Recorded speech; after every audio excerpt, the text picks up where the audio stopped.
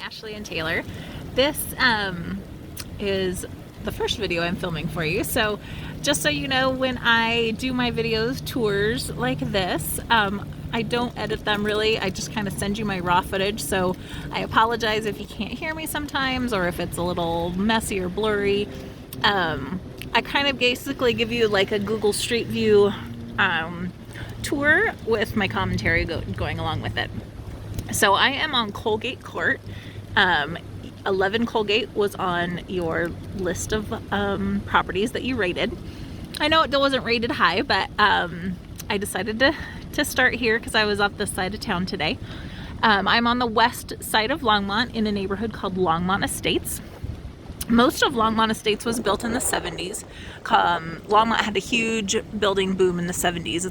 IBM opened a big plant at that time, and that brought in a lot of people to this neighborhood. So this was one of the nice neighborhoods at that time. Again, it's called Longmont Estates, and so the neighborhood's kind of in a turnaround. So this is like one of the homes at the neighborhood. Oops, she just came home from work. There's what was I gonna say? Sorry, she distracted me. The neighborhood has families that are kind of turning over, so like older people are still here, but a lot of new families and young families are also moving in. And so there's just a good mix and feel in the neighborhood. There is no HOA, so you will see boats and RVs and equipment in the yard. This is 11 Colgate. That's the one that's for sale with the girl coming out. Here's their backyard with a gated area. Nice large yard. Anyways, so they, you can see like some of the homes have been kind of revamped, whereas others still have a older 1970s look to them. Tri-level homes, which is this house with the green trim, that is a popular style that you'll find in Longmont. Again, when the 1970s builds came around, the tri-level was just a popular design back then. So anyway, so I'm just gonna drive you down. We're now on the main Colgate Road, which loops onto Northwestern, which goes by the elementary school. Super close walk to the elementary school, and then I'll take you across the street to Lake McIntosh, which is one of my favorite places in Longmont to be and to walk. During this COVID time, it's kind of been where my girlfriends and I regularly meet to walk and be together even when we can't really be together. So we're hitting Northwestern now.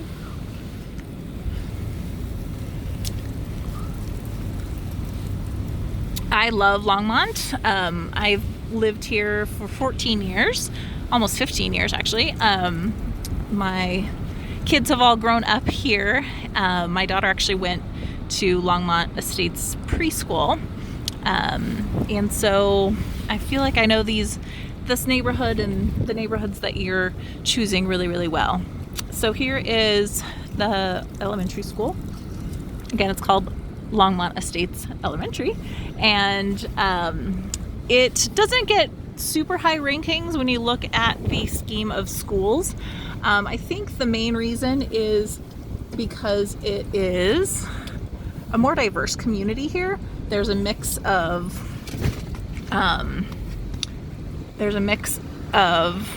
wealthier families as well as just kind of mid-income families, and so when you have a more diverse economic status of people, sadly that affects what the school ratings are. So sorry about my finger. Today's a little bit of a cloudy day, but on typical sunny Colorado bluebird days, you can see the mountains in the distance.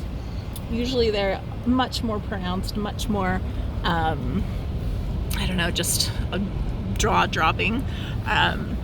Northwestern is a main thoroughfare, so you can go along this road relatively fast. You can see there's also a little park, some tennis courts. There's a few little trails that connect this neighborhood. Not a ton of trails on this side of the neighborhood. When we get into the newer neighborhoods, that's when you'll get the most trails. Here's a good view of the mountains. Just down that little street is the middle school called Westview Middle School, which backs to open space, which just opens up to those mountains beyond. But we are gonna go straight out to head towards Lake Mac. These homes over here are a little bit bigger, grander, because they have the western mountain views from their backyard. So if we look straight ahead, you can see just beyond those two evergreens is the water of Lake Mac. Lake Mac has a 3.5 mile walking trail that goes through it or around it completely. Some of it's paved, some of it's not paved, but they have a lot of 5Ks here in normal years because of the 3.5 mile distance. It works out really well for people. The houses that are on that side of the lake, on the far side of the lake, those ones are the $1 million point, but definitely something that I would always dream of someday. Let's see. The homes in this side of the neighborhood are very much similar to the ones you'll find at Longmont Estates. They don't come up as often, but every now and again there are ones that come up. And the same thing, they were built mostly in this mid to late 70s, kind of a mixture population of the older and the younger families coming in, kind of revamping. But all just really, really nice. Again, today is a really windy day, so I apologize if you can't hear me as well. The water looks rough because of the wind, but typically it is blue and beautiful. You'll see stand-up paddleboarders and kayakers out there.